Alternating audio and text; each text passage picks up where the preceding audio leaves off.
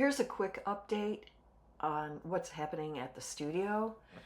This painting has been sold. I actually created this video to show these new frames. I really love them, and I think it shows the artwork off very nicely.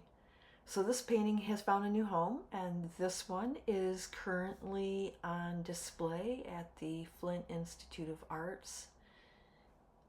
That would be in the museum shop.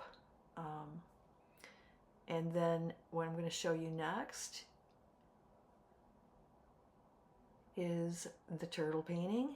That one has also found a home. I had just recently completed it when I shot this video, but it is gone. And so let me walk you over here and show you what else is going on. That's my brand new shelving unit. It's very old, and there is a door that goes with it, so I'm really thrilled about that. Here's just a little canvas I've got started with the background, and here's another one that I've been kind of working on. And that stack is what just came in, and I've been working on creating backgrounds for the show that's coming up here in March. So, say goodbye to this piece. It's on its way home.